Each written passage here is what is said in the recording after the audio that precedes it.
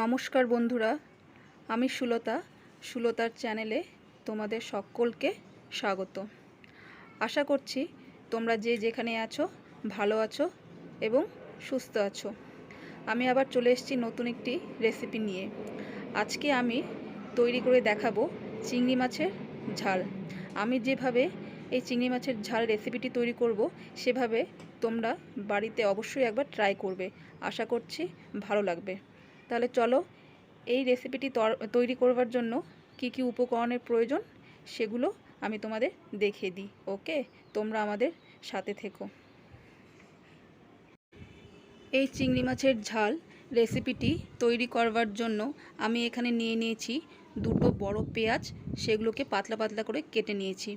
আর এখানে নিয়েছি 5টে কাঁচা লঙ্কা, আর নিয়েছি একটা বড় টমেটো, সেটাকে কুচিয়ে রেখেছি। আর এখানে নিয়েছি কিছু রসুন কোয়া।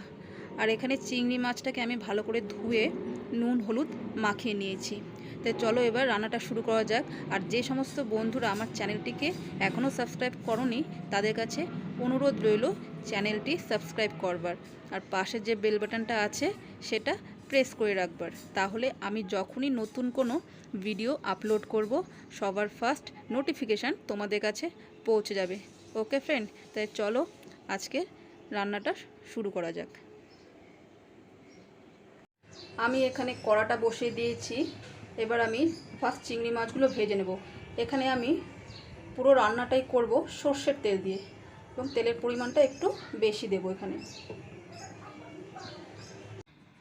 কড়াটা গরম হয়ে গেছে, তেলটাও গরম হয়ে গেছে। এবার আমি চিংড়ি মাছগুলো এখানে দিয়ে দেব। চিংড়ি মাছগুলোকে আমি খুব একটা কড়া করে ভাজবো না, হালকা লালচে করে ভেজে নেব। কারণ বেশি কড়া করে ভাজলে চিংড়ি মাছ দেখবে শক্ত হয়ে যায়, তাই জন্য আমি হালকাভাবেই ভেজে নেব।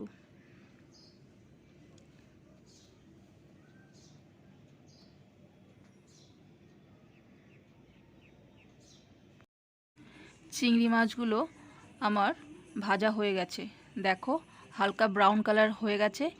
এবার এগুলো আমি নামিয়ে নেব। চিংড়ি মাছগুলো আমি নামিয়ে নিয়েছি।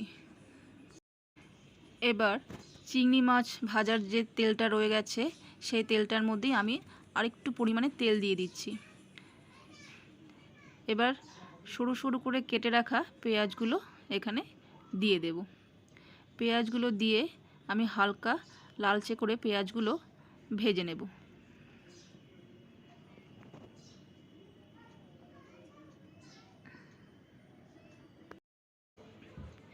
এবার আমি এখানে ছোট চামচের হাফ চামচ নুন দিয়ে দিচ্ছি, আর দেব সামান্য পরিমাণে হলুদ গুঁড়ো। এবার এগুলোকে ভালো মতো পেঁয়াজের সাথে নেড়ে নেব। এইভাবে একটু পেঁয়াজের সাথে ভালো মতো নেড়ে নিচ্ছি আমি। দেখো পেঁয়াজটা আমার লাল করে ভাজা হয়ে গেছে।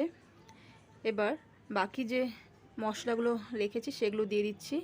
এখানে এবার দেব টমেটো কুচি, কিছু রসুন কুচি আর কাঁচা লঙ্কা। ঝালটা তোমরা তোমাদের পরিমাণ মতো দিয়ে দেবে। এবার আবার 2 থেকে 3 মিনিট এটাকে আমি কষিয়ে নেব। কষতে কষতে দেখবে টমেটোগুলো নরম হয়ে যাবে। দেখো টমেটোগুলো একদম নরম হয়ে গেছে, আর মশলাটার থেকে তেলও বেরিয়ে গেছে। পেঁয়াজ টমেটো আর রসুনগুলো কষানো হয়ে গেছে। এখন এখানে আমি সামান্য পরিমাণে কাশ্মীরি লঙ্কা গুঁড়ো দিয়ে দিচ্ছি, এটা কালারের জন্য। আর দেব সামান্য পরিমাণে একটু জল। এগুলো দিয়ে এবার একটু নেড়ে নিয়ে 2-3 মিনিট আর একটু ফুটিয়ে নেব। তারপর আমি ভেজে রাখা চিংড়ি মাছগুলো দিয়ে দেব। এই চিংড়ি মাছের ঝালটা গা মাখা মাখা হবে, খুব একটা ঝোল হবে না। আমার মশলাটা সুন্দরভাবে কষানো হয়ে গেছে, দেখো খুব সুন্দর একটা কালারও চলে এসছে। এবার আমি এখানে ভেজে রাখা চিংড়ি মাছগুলো দিয়ে দিচ্ছি। এবার চিংড়ি মাছগুলো দিয়ে কিছুক্ষণ একটু নেড়ে নেব এই মশলাটার সাথেই। তাহলে চিংড়ি মাছের ভেতরে নুন ঝাল সব ঢুকে যাবে, আর যে জলটা রয়েছে সেটাও টেনে নেবে। আরও 1 থেকে 2 মিনিট একটু কষিয়ে নিয়ে তারপরে এটা আমি নামিয়ে নেব। আমার চিংড়ি মাছের ঝাল হয়ে গেছে, দেখো যে জলটা ছিল সেটাও শুকিয়ে গেছে। এবার এটা আমি নামিয়ে নেব।